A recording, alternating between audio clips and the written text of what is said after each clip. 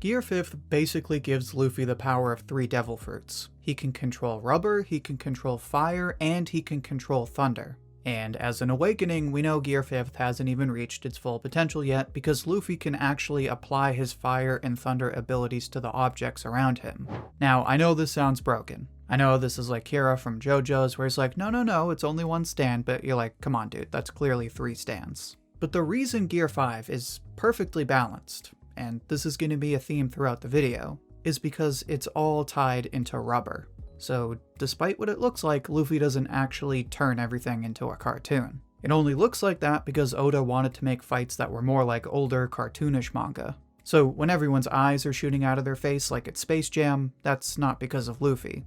We're told by the Gorosei that the Gum Gum fruit, even though it's really the Hito Hito fruit model Nika, still gives the user the properties of rubber. And when they're in their awakening, the user is given even greater strength and freedom. The greater strength coming from the Zoan part, and the freedom coming from the paramecia-like qualities.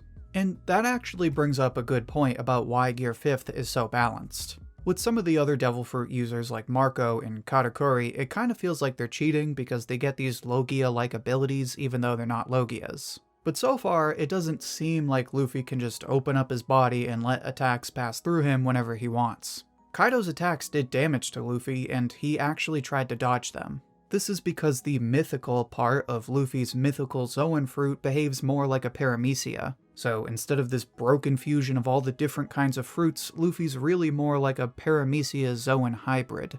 Now, obviously, it's pretty easy to just say these abilities are balanced. But it's another thing to actually prove it, despite the fact that Luffy can literally use lightning and fire when that's not even his devil fruit.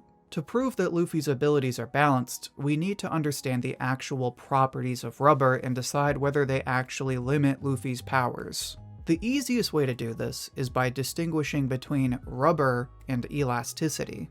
Just so we're clear, rubber is the material that's made when you harvest latex from rubber trees, but rubber isn't the only material with elastic properties. Elasticity refers to the ability of a material to return to its original shape after you exert force on it. In plain English, you can bend it without breaking it. The reason I bring this up is because Luffy could be elastic without actually being rubber. For example, steel is actually more elastic than rubber.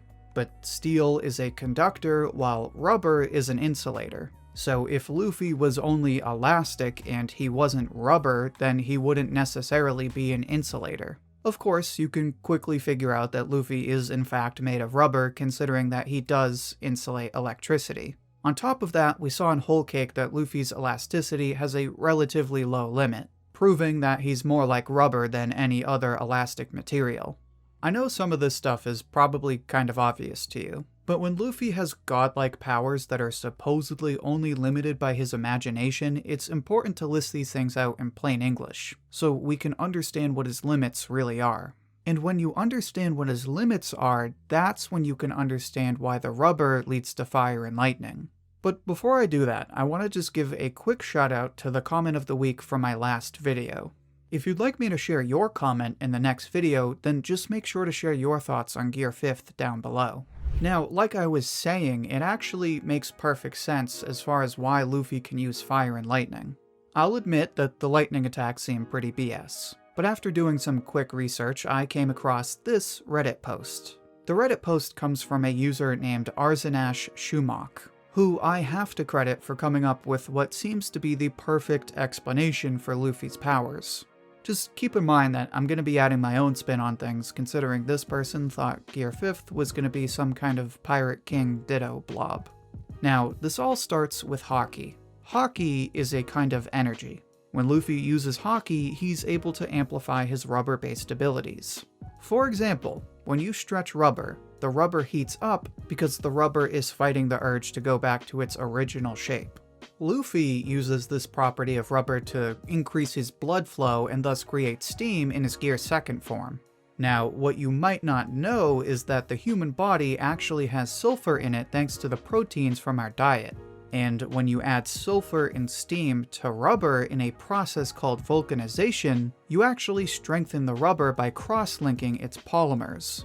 In Luffy's case, this means he's taking the sulfur from his high-protein diet and the steam from his increased body heat, combining them and strengthening his rubber body. Take that one step further and add the energy from Haki, and you increase the energy in the whole system. So just so we're clear, Luffy's Red Hawk isn't him just manifesting fire from Haki. What he's really doing is taking rubber that's already heated, heating it up even more with his Haki, and then getting fire. And you can tell this is a deliberate effort on Luffy's part because not all of his Haki attacks produce fire. So he only produces the fire when he uses a certain amount of Haki. The other benefit of the vulcanized rubber is that it's more heat resistant than normal rubber, which is probably why Luffy is more heat resistant in his stronger transformations when he's using more of his Haki. Now, that explains Luffy's fire-based abilities, but just because he can make fire doesn't necessarily mean he should be able to make electricity. Again, this is another special property of Luffy's Devil Fruit that he can only bring out thanks to his Haki. The big giveaway is the way the electric attacks discharge. See, despite the theatrics of the anime, it's an unavoidable fact that Haki often appears like electricity, especially massive discharges following Haki clashes. It's this property of Haki that falls in line with static electricity. Static electricity is what you get when you create a bunch of energy, and that energy gathers on the surface until it finds a way to pass somewhere else. For example, when you rub a balloon, you're adding enough energy to the balloon that it leads to static electricity. Now obviously, Luffy isn't rubbing himself, at least I hope he's not because this isn't Rent-A-Girlfriend. But it's the same idea as before. When Luffy uses Thor Elephant Gun, he's adding so much energy from his Haki that it causes an electric discharge as soon as he lands his attack. This is also why that electricity never does any damage. See, in the beginning of the video, I called Luffy a thunder god rather than a lightning god, because he can't actually create lightning. To be clear, electricity doesn't always kill you, hence why you can touch a balloon and it doesn't just kill you on the spot. This is because there's a bunch of factors like voltage, current, and time that affect the power of electricity. In practice, this means that you can get electrocuted by an outlet with only 120 volts, but you're just fine when you touch a Van de Graaff machine with 200,000 volts. So the reason Luffy can create electric attacks that never really kill anyone is because he's not creating lightning. He's actually just adding so much energy to his arms that the static electricity causes a harmless discharge as soon as he touches something else. And that's how he can generate electricity despite the fact that rubber is an insulator. So as you can see, Luffy's Gum Gum Fruit is almost like 3 Devil Fruits in one because the rubber properties of his body, when combined with Haki, allow him to do things rubber can't normally do on its own. Now, like I said earlier, those abilities have the same limits as rubber. Luffy has a certain limit for his elasticity, he can't just spit out fire whenever he wants, and the electric discharges he creates are actually pretty useless. However, this is where we get into the full application of Gear 5th. Like I said, we still haven't seen the full extent of Luffy's Gear 5th abilities. The reason I say this is because Gear 5th is an awakening. For Paramecia users like Doflamingo, this means they transfer the properties of their fruit to their environment. And since the Gum Gum Fruit has Paramecia-like qualities, the same rule applies. We can see this when Luffy grabs the floor like it's made of rubber. But that's just applying the bare minimum. Taken one step further, Luffy can apply the same fire and electric-based qualities of his rubber abilities to the objects he grabs. For example, let's say Luffy had a sword in Gear 5th. Now let's say he stretches that rubber sword as much as he can and infuses it with his Haki. Because we know he can do it with his own body, Luffy should have no problem setting this sword on fire, effectively creating a Red Hawk sword. So in practice, Gear 5th allows Luffy to pretty much set whatever he wants on fire thanks to the qualities of rubber and Haki. But the real potential is in the electric attacks. Cause see, before Gear 5th, Luffy could only make those harmless discharges. But let's say he applies his awakening to, I don't know, 2 lightning clouds? Then let's say he takes those clouds and literally just rubs them together like 2 balloons. Now that he has something with way more electricity, all those 300 million volts would be enough to create lightning. And with lightning, Luffy can finally deal some damage. Now of course, this is still the same kind of discharge as before, just on steroids. So the odds of Luffy controlling it as well as someone like Enel are pretty slim. In other words, don't expect Luffy to learn alchemy or engineering anytime soon. Like I said at the beginning of the video, this is all grounded in the limitations of rubber.